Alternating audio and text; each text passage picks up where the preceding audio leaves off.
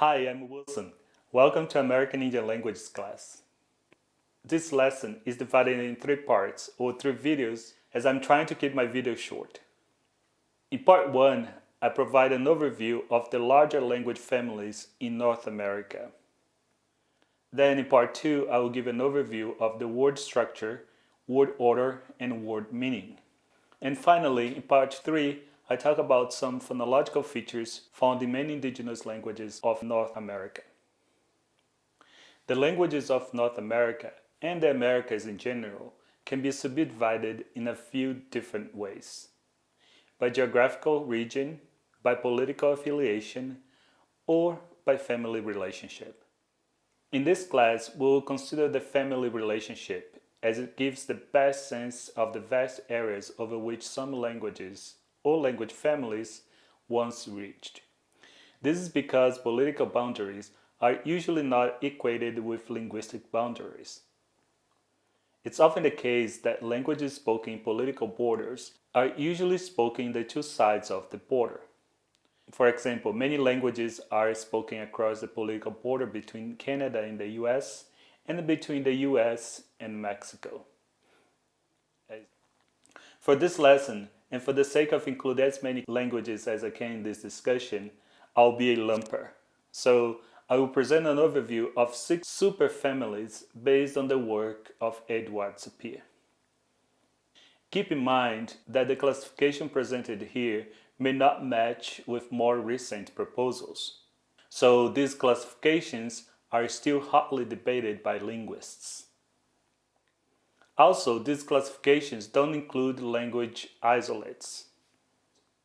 The first large family is the Algic family, including Algonquian and the Californian Rituan languages, Yurok and Wiyot, which spreads across all 10 Canadian provinces and over 20 states in the US, as well as to the northeastern corner of Mexico.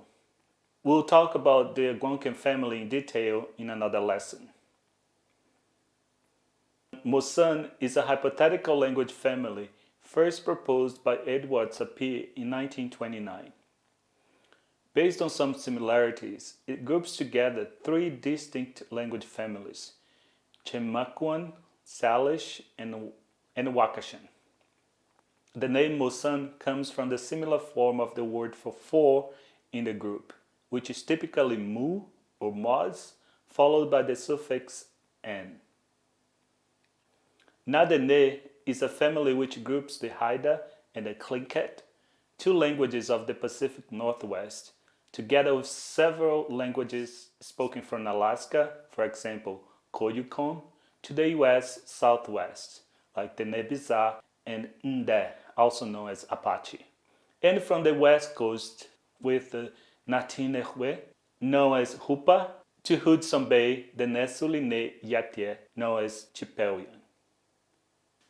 Then we have the Hokansion family, which is represented by a number of languages which ranged west from New England over the Canadian and the US plains, all the way down to Texas, then California and Mexico.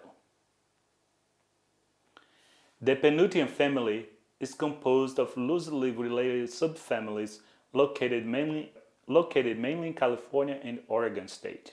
Sapir also included Mihezoque and Huave in Mexico as a subgroup of the Penutian family. Finally, the Aztec Tanoan family is found in Mexico and over a large area of the western United States. Some of the languages include Tohon Otan and Yaqui. Iviliat, known as Cahuilla, Cupeño, Quawaisu, Chamtela, known as Luiseño, and Marengautewich, known as Serrano. All these are in Southern California. Paiute in Nevada and Oregon, Tiwa in New Mexico, and Shoshone in Nevada, Idaho, Utah, and California. Besides the languages of these language families, there are also some Native American pidgin, trade jargon, and mixed languages, and the language isolates. Some of the examples of pidgins or mixed languages involving indigenous languages of North America include the following: Chinook jargon, Mobilian jargon, There were two Inuit trade jargons, Medjugorje Aleut or Copper Island, a mix between Aleut and Russian, Broken Slavey or Slavey jargon, Mechef, a mixed language French and Cree, Broken Ojibwe, Basque Algonquin Pidgin, American Indian Pidgin English, Delaware jargon, jargonized Powhatan, Lingua Franca Creek, Seminole Pidgin English, Lingua Franca Appalachee. Many of the situations that gave rise to these pidgin or mixed languages were created by trade or due to colonialism and slavery. So far, I've talked mostly or exclusively about spoken languages, but many indigenous groups of North America also used sign language. A well-known sign language in North America is Plain Sign Language. It was used for intertribal communication. Not all Plains tribes were equally proficient. In Southern Plains, the Kiowas are renowned as excellent sign talkers. In the Northern Plains, the Crown group is credited with disseminating sign language to other groups of the region.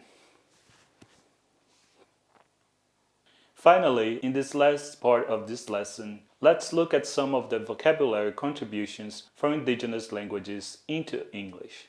It's well known that American Indian languages contributed to enriching the vocabulary of the colonial European languages, mostly with vocabulary referring to plants, animals, native culture items, and place names. I'm gonna show here a list that I compiled with some of these borrowings, or loanwords.